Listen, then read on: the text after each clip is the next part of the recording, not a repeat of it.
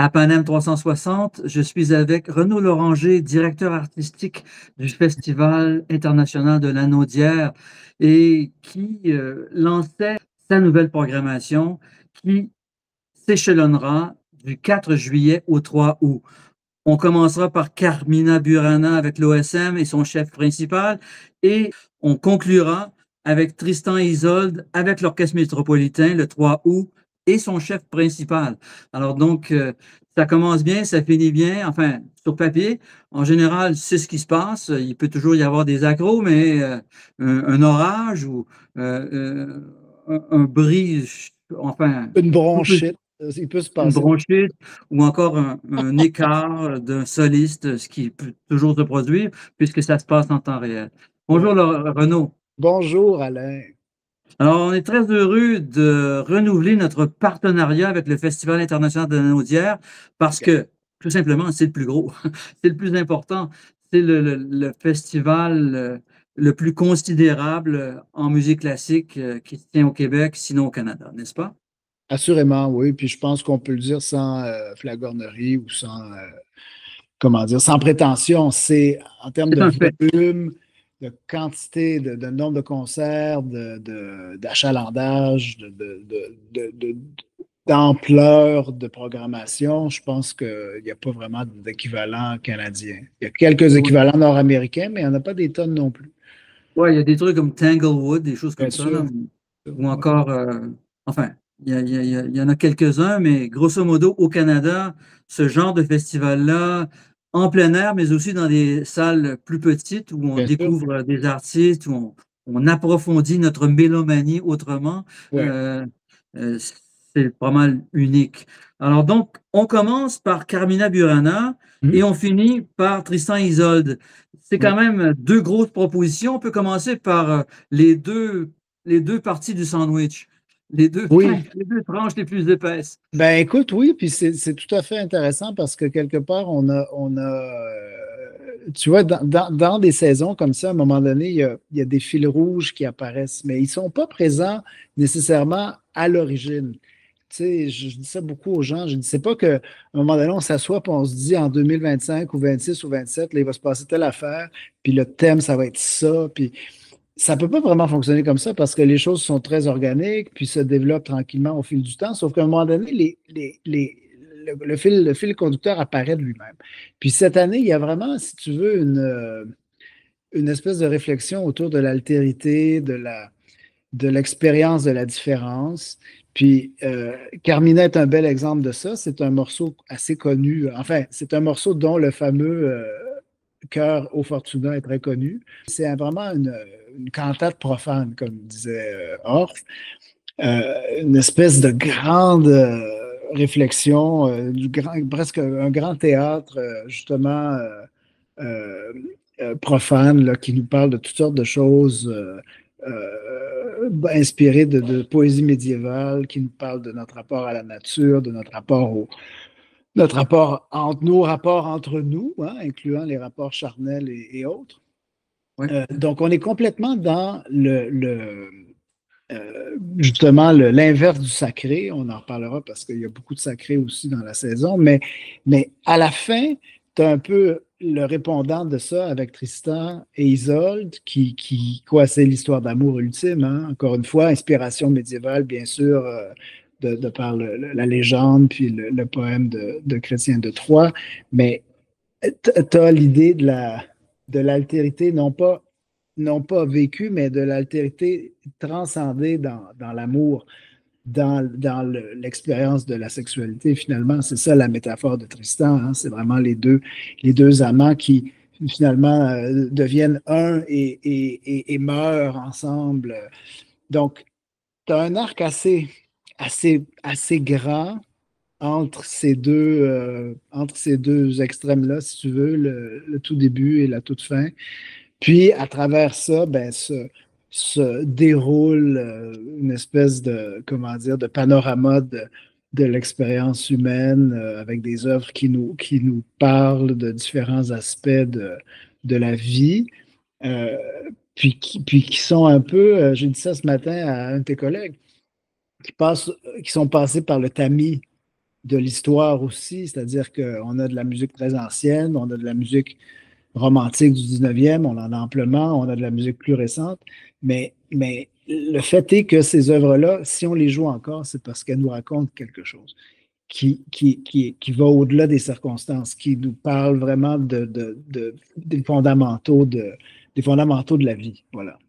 Oui, c'est très difficile dans le monde classique de se montrer créatif à travers le répertoire et l'entrelarder de propositions plus récentes. Par exemple, vous avez les deux grands orchestres, mais vous avez aussi Collectif Neuf. Mhm. Alors donc, vous passez de la musique contemporaine à de la musique du 19e ou de la musique, enfin, de toutes les époques du grand répertoire, mais aussi des expériences d'aujourd'hui. Tout à fait. Ben, la pluralité est importante, hein. Puis on parle beaucoup depuis la pandémie, on parle beaucoup de diversité. Mais moi, j'aime bien le terme de pluralité. Je trouve que c'est un beau, c'est un beau mot, c'est un mot important qui recoupe beaucoup de choses, en fait. Puis c'est Mhm. justement cette coexistence-là qui, évidemment, le Festival de la Naudière est, disons, fondamentalement classique. Mais pense à Anne-Sophie Volontaire, par exemple, l'été dernier, qui est une grande chanteuse d'opéra, mais qui nous a fait de la chanson française puis du folklore suédois, donc rien à voir. Mais c'est des incursions qui sont comme ça, ou des excursions, ça dépend comment on voit ça, des incursions, des excursions dans des terrains, sur des territoires euh, adjacents, si tu veux, puis qui font partie aussi qui trouvent aussi leur place dans les propositions du festival. Ouais. Exactement. On l'observe de plus en plus d'ailleurs. Les musiciens classiques d'aujourd'hui et les générations montantes font beaucoup d'incursions hors classique. Pas plus tard que dimanche dernier, Lucas Debargue a fait Bien son sûr. deuxième rappel en improvisant. C'était une improvisation proche du jazz. Et Ouais. pourtant, il avait fait du forêt avant. Il avait fait sa propre œuvre qui était inspirée du début du 20e siècle. Et donc, on finit en jazz moderne. Alors, c'est très Ouais. particulier. Avant ça, on voyait pas ça. Mais plus ça va aller, plus on va le voir. Parce que Ouais. tous les répertoires tendent à s'unifier avec le temps. Puis Collectif Neuf est un bel exemple de ça, en fait. Tu vois, vraiment avec une proposition qui, pour nous, sort un peu de l'ordinaire, mais c'est ça, qui est un peu à cheval entre la musique classique contemporaine, l'influence folklorique, ou les réminiscences folkloriques, l'influence du cinéma, le jazz aussi, avec V.J. Ayler. Enfin, bon, voilà. Puis c'est pas, tu vois, quelque part, c'est une exception dans notre saison, c'est une exception dans nos programmes qui vient un peu confirmer nos orientations générales, mais qui complète aussi le portrait global. C'est sûr qu'on ne fera pas la nomenclature parce qu'on pourrait passer 1 heure et demie à analyser chaque programme, mais ça serait passionnant, mais je pense pas que ça va passionner nos auditeurs, auditrices tant que ça, à moins qu'ils soient vraiment extrêmement On peut en fervents. faire un peu, on peut en faire un peu. En tout cas, je On peux va en faire, choisir parce que je fais mon on va possible. parler des meilleures prises. Oui, Les meilleures prises, les grandes prises de cette année. oui, Moi, je commence par Yuja Wang. bravo. Yuja Wang, qui est une très, très grande pianiste Oui. et qui n'est pas venue depuis quelques années au Québec et dont le retour sera extrêmement attendu. Ouais. En fait, c'est son premier concert avec orchestre au Québec. Elle a joué, En elle a, récital. elle a joué au Canada, elle a joué en musique de chambre au Québec, en fait, juste avant la pandémie, ce qui était vraisemblablement son premier concert au Québec. De façon peut-être pas ironique, mais en fait, c'est amusant parce qu'elle est à Toronto cette semaine. Donc, elle n'est pas très loin de nous. Et puis, elle sera là avec l'Orchestre métropolitain, avec Yannick cet été. Ça, c'est le genre de choses, si tu veux, qui vraiment viennent cimenter l'ADN du festival. Ça fait très longtemps qu'on en parle, ça fait longtemps qu'on y pense. Moi, je l'ai croisé quelques fois dans les dernières années. Puis finalement, ça peut se faire. Tu sais, il faut comprendre que ces gens-là sont surtout, disons, quelqu'un comme Yu Jawang, c'est quelqu'un qui est extrêmement demandé, Ben qui ouais. n'a pas nécessairement le temps ou même la disposition évidente de venir jouer à Joliette pendant l'été. Mais à un moment donné, au fil de conversations, de discussions, d'approches, évidemment, l'amitié d'Yannick compte beaucoup là-dedans aussi. Là, on part pas à zéro, mais finalement, les choses finissent par se présenter, les possibilités par se présenter. Et nous, on se connaît, elle et moi, depuis quand même plusieurs années, parce que elle enregistre pour Doge Gramophone, et donc notre, comment dire, notre rencontre professionnelle remonte à plusieurs années, à l'époque où j'étais chez Doge Gramophone à Berlin. Euh, donc, c'est un grand événement parce que c'est vraiment une des pianistes les plus populaires, les plus hautes, pour utiliser un anglicisme, En tout point. de l'actualité. Non, c'est ça, puis de la scène mondiale en ce moment. Puis c'est une fille, vraiment, tu sais, c'est une fille qui est devenue aussi très célèbre par sa personnalité flamboyante, ses tenues colorées, son physique surprenant. Mais, et ça, je pense que c'est absolument important d'insister là-dessus, c'est une grande artiste, c'est une artiste absolument sérieuse et qui a le courage, quelque part, de s'exprimer comme elle le fait, de porter les robes qu'elle porte, d'être comment dire, tout à fait elle-même et bien dans sa peau. Et il ne faut pas considérer que ce n'est, si tu veux, que de C'est un l'esbrouf artifice. ou que de l'artifice. C'est ça, c'est vraiment quelqu'un d'extrêmement Non, important. non, c'est une grande pianiste. À mon Ouais, avis personnel, je l'ai vue deux fois, une fois à la salle Bourget et je l'avais vue en récital aussi à la Maison Symphonique.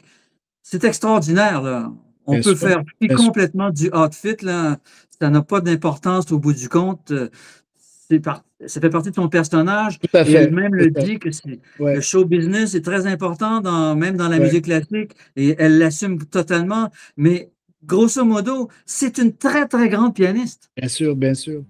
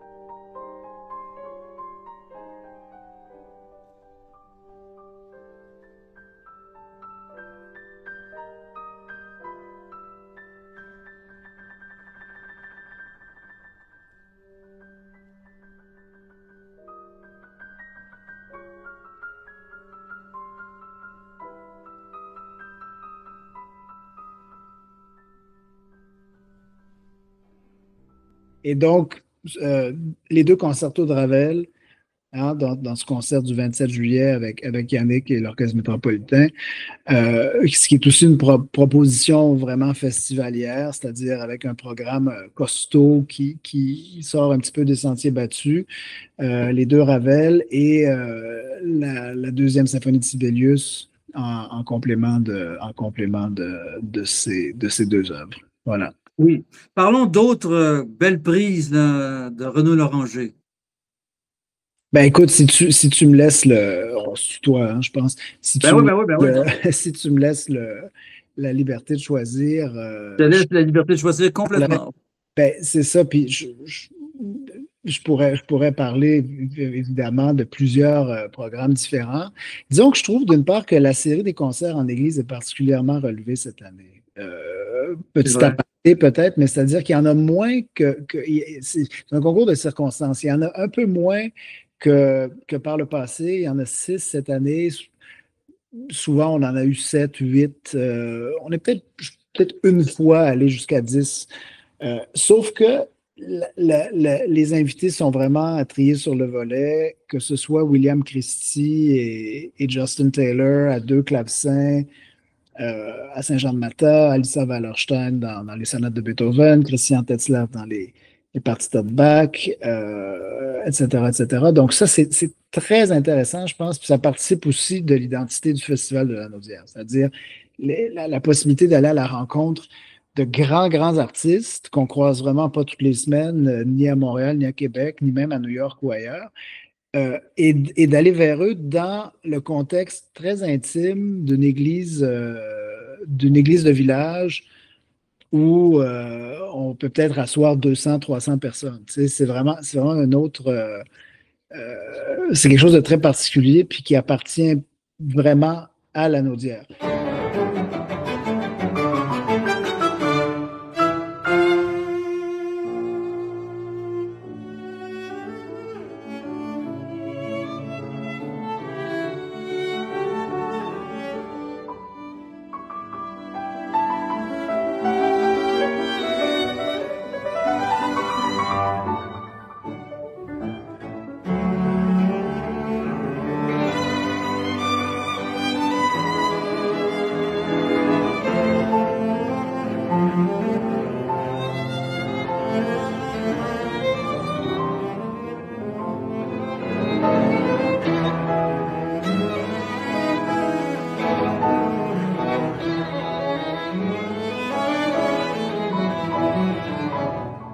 Ensuite, bon, on a parlé de Tristan tout à l'heure. On peut pas, avec Yannick Nézet-Séguin, on peut pas faire abstraction de ça. C'est une sorte d'alignement sur ses projets au Metropolitan à New York, qui finalement, depuis Aïda l'année dernière, en fait, même depuis le premier acte de la Valkyrie en 2022, mais là, sur des intégrales, Aïda l'année dernière, Tristan cette année, Macbeth l'année prochaine, je peux même donner un scoop à tes auditeurs et d'autres, là, qui se concrétisent et s'enrichissent. Ça, c'est très important pour le festival, mais c'est important pour le public avant tout, je pense, d'avoir accès à ces grands événements lyriques-là. Ensuite, il y a le retour de Kent Nagano, évidemment, qu'on ne doit pas passer sous silence. Nagano, il faut le répéter et le répéter et le répéter. C'est quelqu'un qui a été tellement important pour la musique au Québec, à Montréal, mais vraiment à l'échelle canadienne. Là, tout ce qui s'est passé à l'OSM pendant les 15 années, 16 années de son mandat, ne serait-ce que la construction de la maison symphonique. En fait, c'est des choses complètement extraordinaires. C'est quelqu'un avec qui le festival a eu une longue relation. Et on est évidemment très, très heureux qu'ils reviennent cette année, les 1er et 2 août, avec l'OSM, évidemment, notamment dans la 3e de Brahms et la 9e de Schubert. Je ne peux pas passer sous silence non plus, écoute, parce que là, je vais dépasser un après l'autre, mais pourquoi pas.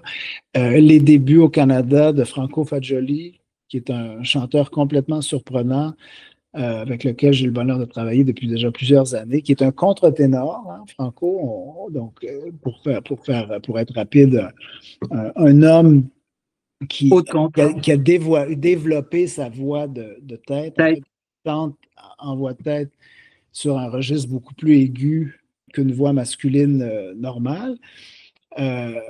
Mais Franco est encore plus spécial que ça. C'est que c'est pas une voix de contre-ténor tant que ça. C'est pratiquement une voix de mezzo-soprano. Si tu l'écoutes à l'aveugle puis que tu ne sais pas que c'est lui, tu peux peut-être te dire, est-ce que c'est pas une femme? Est-ce que c'est pas un contralto, mezzo-soprano? Bon, c'est quelqu'un d'absolument extraordinaire puis qui a développé une technique vocale qui ne lui appartient qu'à lui, qui est d'une virtuosité absolument renversante. C'est son premier concert au Canada, donc le 26 juillet, avec l'Orchestre de l'Opéra Royal de Versailles.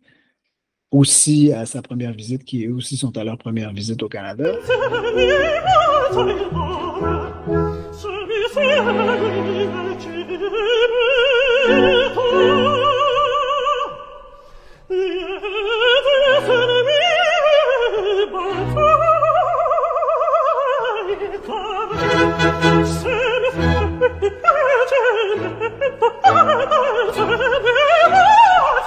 Évidemment, le retour de la Capella Mediterranea avec Leonardo Garcia Alarcón dans Monteverdi, comme en 2023. On se souviendra de cet Orphée de Monteverdi, absolument sublime, sublime, sublime en 2023. Et là, ils remettent ça cette année avec le couronnement de Poppée, donc toujours dans l'univers de Monteverdi, puis de la fondation, quelque part, du genre qu'allait devenir l'opéra, là, si on pense que l'Orphée est réputé être le premier opéra, c'est pas aussi noir et blanc que ça, mais disons qu'on est au début, là, on est vraiment au début. Donc, popé le 6 juillet. Le retour aussi de ACAMUS, l'orchestre allemand, qu'on appelle, c'est un acronyme, Académie für Alte Musik Berlin, avec un doublé Mendelssohn les 18 et 19 juillet. Ça, c'est important parce qu'on parlait tout à l'heure de Carmina aussi, donc le côté profane versus le sacré. Et là, on l'a vraiment dans ces oratorios de Mendelssohn, Saint-Paul et Élie, hein, les deux oratorios, Paulus et Elias en allemand, qui répondent aussi quelque part à Tristan. Si on pense à Wagner et Mendelssohn comme deux contemporains qui, évidemment, se connaissaient pas nécessairement, mais étaient au courant Non, l'un de l'autre et étaient vraiment comme l'huile et l'eau, comme on dit en bon oui, français. disons que C'est-à-dire que Mendelssohn est un juif converti au c'est ça, christianisme c'est ça. et Wagner n'était pas particulièrement, il était plutôt antisémite. Wagner était complètement antisémite, mais comme c'était presque à la mode, on va dire, à cette époque-là. Puis tout ça est très Ouais. intéressant aussi quand on parle d'altérité, d'identité. Si on pense au fait que, bon, Mendelssohn est juif, puis en fait, il vient d'une famille juive très ancienne Et très riche. et très riche, c'est ça. C'est l'inverse comment dire, du mythe de l'artiste paumé, là. Ce gars-là était pas pauvre. Mais donc, il vient de cette tradition-là. Il se convertit parce que, encore une fois, évidemment, c'était pas obligatoire, mais c'est arrivé souvent que les Juifs se convertissent pour Se blender, fondre dans la pardon, société, en c'est fait. ça, pour pouvoir survivre d'une certaine manière. Et c'est une époque où, sur le plan esthétique, Wagner arrive avec ses propositions à lui, puis est extrêmement violent dans ses prises de position, notamment par rapport aux artistes juifs. Donc, tu as deux contraires absolus, deux opposés, mais qui se rejoignent finalement, qui se rencontrent à bien des égards, puis qu'on fait dialoguer à l'intérieur même de la saison. Euh, et ça, je trouve que c'est important aussi. C'est important aussi de réaliser que comment dire, il nous manque un peu l'islam là-dedans, mais ça va venir. Je continue de travailler, puis il y aura d'autres éditions du festival, évidemment.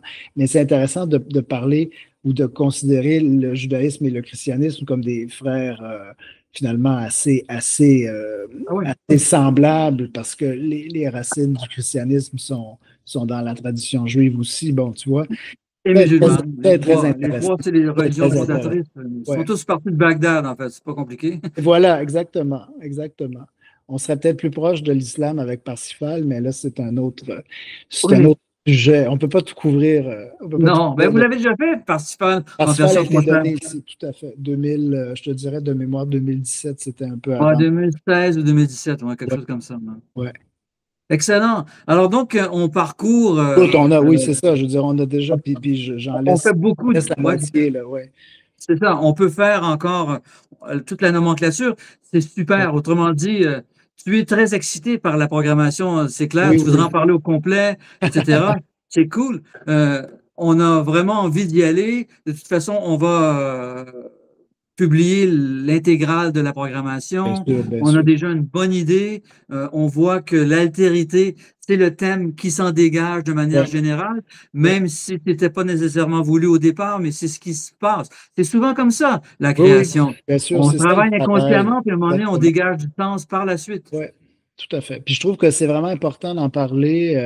C'est pas placatif, tu sais, c'est pas un thème qu'on impose au public non plus ou aux artistes, mais c'est important, ça devrait être éloquent, puis c'est important surtout, c'est toujours important, mais c'est important dans la période qu'on traverse, parce que toutes ces questions-là remontent à la surface. Qui on est, qu'est-ce qu'on fait, qu'est-ce qu'on veut être, qu'est-ce qu'on pense devenir, comment on trouve des interfaces aussi pour continuer d'exister, d'avoir un dialogue social ou même juste dans nos vies individuelles. C'est ça le sujet, en fait. Tu sais, la musique, c'est important, évidemment, l'héritage culturel, le patrimoine, mais au-delà de ça, on parle vraiment de l'expérience de la vie humaine. Puis j'espère que les gens puissent venir vers nous, puis trouver quelque part des ingrédients ou en fait une nourriture qui les aide si on fait bien notre travail, à mieux vivre, à mieux vivre. C'est ambitieux, ça a l'air ambitieux peut-être, mais c'est pas, je pense que c'est ça le sujet, c'est ça qu'on fait comme métier. Et la musique sert à ça, à nous élever non Ben seulement en oui, tant que mélomane, mais en tant oui, qu'être humain, tout tout à simplement. fait, Voilà. tout à fait. Ah Voilà. ben là, on est parfaitement alignés là-dessus, ouais. Renaud Loranger, on aura l'occasion de se voir plusieurs fois cet été. Génial, On est très content que Panem redouble son partenariat cette année. Ça merveilleux. sera plus important du 4 juillet au 3 août. Nous y serons pour en rendre compte et pour interviewer les artistes qui se prêteront à l'exercice. Super. Alors, je remercie beaucoup le directeur artistique du Festival international de la Naudière de nous avoir accordé cette interview généreuse. C'est lui qui vous remercie. Merci beaucoup, Alain. À très bientôt. Bientôt, j'espère. Bye bye. Oui.